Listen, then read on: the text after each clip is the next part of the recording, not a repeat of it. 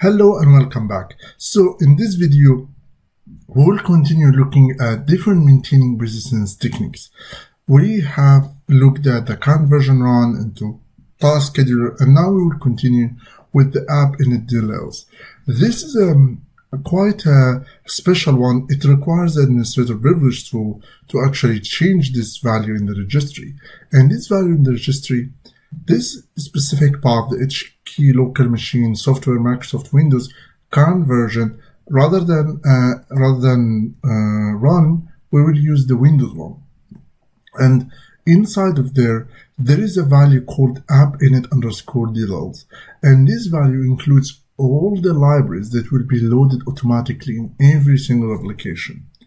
This is a very special feature because once you have your malware, if you compile your malware as a DLL rather than an exe file, and you saw how we created a DLL, and the only thing you need to do is to move all your malware code from the main function to the DLL main function, and that's all what you need to do. And once you do that, make sure that you run it as a thread, so you don't really take over the actual application. You run all your malware as a thread, and from there you will have your malware running as a DLL injected in every single process or every single user process inside this Windows, inside this operating system, and you can choose the process you want to run to. You can run inside Chrome.exe, or run inside Internet Explorer, or run inside Microsoft Edge, or run whatever the application you want to run at, which allows you to do a process injection without even a bit of sweat, without doing anything. It's just already injected inside every process. But you need to make sure that you have one instance running. You don't want to have 100 malware agents connecting to Caldera, and all of them are from the same machine. So you need to make sure that there's only one that's created. There is something called mutex. You can create a mutex with a specific name, and then every application tries to create the same mutex again, it will get an error. Mutex is something used to deal with this specific case where there's the same application or the same resources being accessed by multiple applications, like all of them are connected to Caldera, or all of them are trying to run commands on the same computer. You can create a mutex with a name, and the first malware that will create, or the first DLL that will be loaded in creating this mutex, this is the one we'll run, and the remaining will not have access to, and the remaining versions of your malware will not be able to create a mutex again, and then they will not run on the system. So this is a really nice path up here, and you can compile your malware as a DLL and put it there, and then it will run absolutely fine. So this is one way, and it requires administrator privilege, as we said, so we'll talk about that later in the privilege escalation, how you can scale privilege so you're able to run your malware in here. Another way is to use services, and this is also requires administrator privilege. And services is a very known place for maintaining persistence. It runs your malware as a system account, not even as an administrator. It becomes part of the system.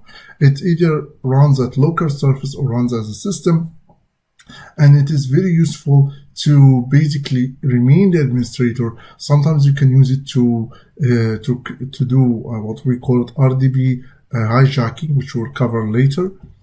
It's very useful, very useful technique to use when you want to maintain persistence and have a full control over the system.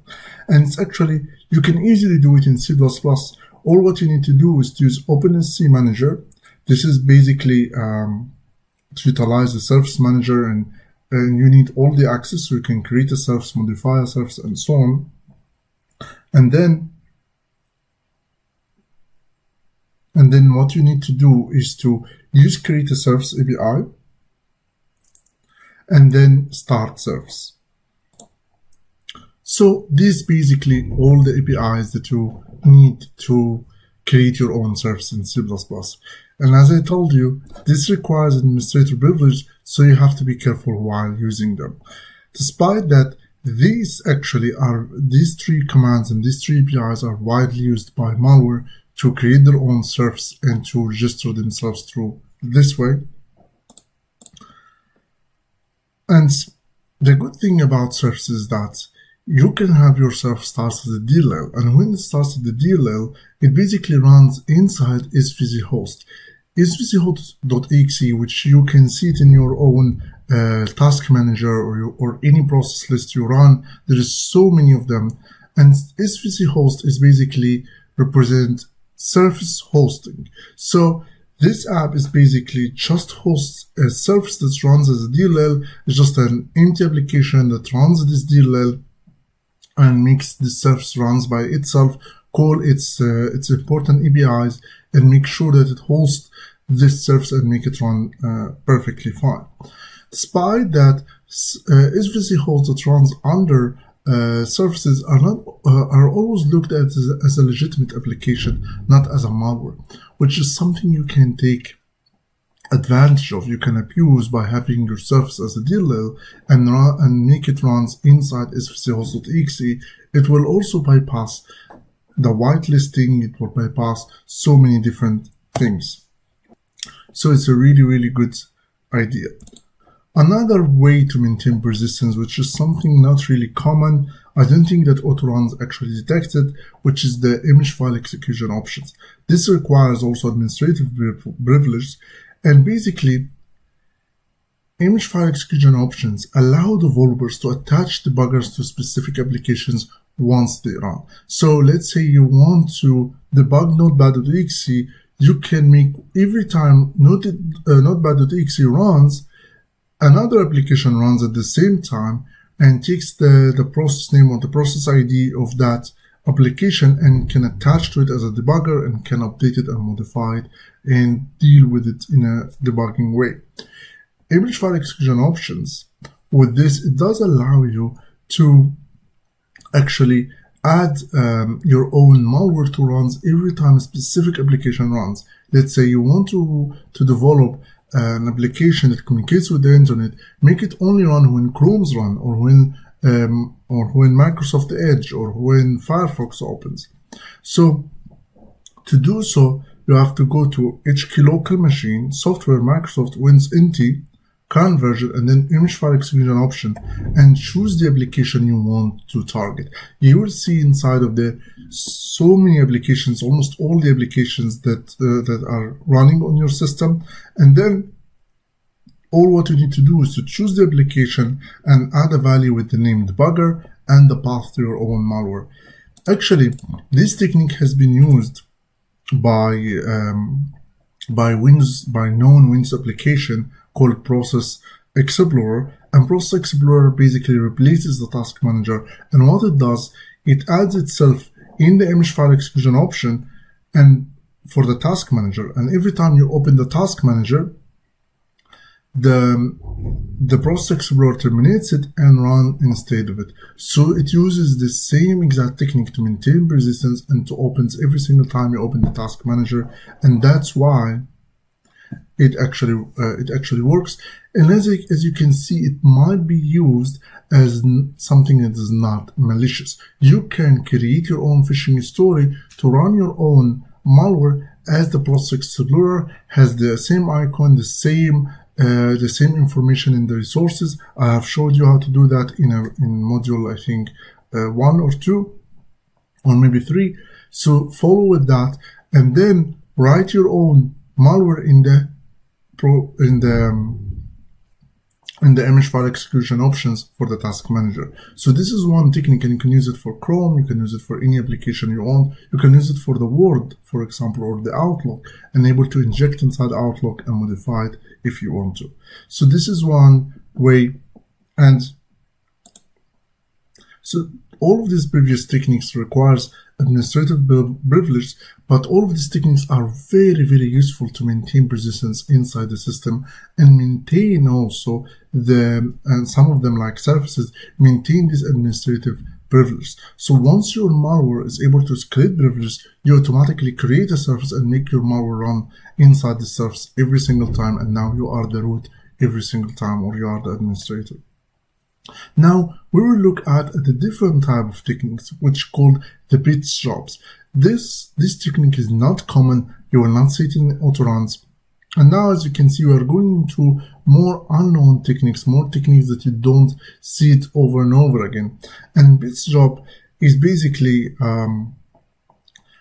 it's a technique that doesn't require administrative privilege and can be used from inside your PowerShell code. It can be used for your malware, and it has so many pluses we'll talk about in a second. But Bits job, it is the Windows background intelligent transfer service. These services are used by your own applications that try to update in the background. Your Microsoft Windows tries to download the update in the background without affecting you when you are playing multiplayer games or downloading files or you are heavily using the internet. It only runs when there is no use of the internet that much. So that's why it's an intelligent transfer service, because it runs only when the internet is not being utilized fully, and it has the ability to download and upload files actually in the background. It's not really a persistent technique, but it can download a file and execute an application once this file is being downloaded, which makes it something that can be used over and over again. And you can have a complete fileless attack by just have your own PowerShell command being downloaded automatically online and then being executed by PowerShell, or have or you can have your own, like whatever you want to have. You can have your own XML file and have MS build executed at the end of it. And it is basically the Bits job is mostly considered whitelisted process from the firewall. So the firewall does not block any downloads and uploads for the Bits jobs. And it can be combined with other techniques like current version run or scheduled task. You can make this, you can use current version run to execute some commands that downloads from Bits job. You can use current version run and Bits admin to download a file and execute it automatically, and use that as a way to kind of fileless attacks or to maintain persistence in a different way. So also this way can be used to exfiltrate data. So you steal lots of information, and rather than you build a big spike of big spike of data being sent outside of the machine, you can use this intelligent transfer service to exfiltrate your data without giving a high spike of a send data, without affecting the internet, without having something that's very noticeable. So it's a really useful idea. And to do it, you can create bitsadmin/create, let's say the name of the job, let's say persistence, and then the add file, and then give it the link to this file and where you need it to be downloaded. And then once it's being downloaded, you can have this set notify command line. And set notify command line will tell bitsadmin that once this file is being downloaded, execute this malware that I want to. And once the whole job is being created, you can save this job, or in the current version run, you can say bitsadmin/resume persistence. So you can create this bitsadmin job and leave it suspended until the system restarts. And then when the system restarts, in the current version run, you can just have this one line, bitsadmin/resume persistence, or /resume my malware, whatever you want to call it, right? Don't call it my malware. But you can use only this line up here to make your malware get downloaded and run from current version run in a way that's a little bit tricky and doesn't look like normal malware. And also you can do that in a scheduled task. You can have a scheduled task that only runs resume persistence and make it runs every time you actually restart the system, and it will look like a legitimate scheduled task, because, well, it looks like bitsadmin and that's all. I don't see anything suspicious. But if they investigate it further, what is this persistence Bits job, you will see that it downloads something suspicious and executes a malware. So that's for the maintaining persistence through Bits job. And to actually create it with PowerShell, you can use PowerShell command start bits transfer. The source is this, the destination is where it will be downloaded, and then the transfer type download. And this command will automatically download the file. It will do all of these different parts that you have seen, all of them until they resume. Or you can create it /suspend it. You can start a bit transfer and have all of this and then -suspend it, so it will be suspended for all the time, and then after some time you can say resume bits transfer, bits job, and then give it the bits you have created. So that's basically the idea of using bits jobs to maintain resistance and use it as another trick to execute applications, to download files, to upload files. It's kind of like a lols bin type of style. That's a living off the land type of binaries that you can use to bypass firewalls, to bypass whitelisting, and so on. And to implement it in C++, it's a little bit complex. It works as a COM object the same with the task scheduler, and it's also being completely documented inside MSDN. If you can see here, you can see all what you have to do to create a bits transfer job. And all the code is up here. You can copy it, you can use it. Here's the full example. The following code is specify several authentication credentials for bits transfer job. And you can have here the whole thing, how he communicate with the server, how he set credentials, how he does everything. You can copy that code, modify it, simplify it, so you can have your own bits transfer from inside C++. We will not go through that code, but as I told you, MSDN has all the resources you will really need, and the link is in the slides. Just click on it and follow it and you will get your answer. That's it for this video, and in the next video we will look at other techniques, additional techniques for maintaining resistance. At the end of this module, we will practice with one of them and see how we can implement one of them at least inside of our malware.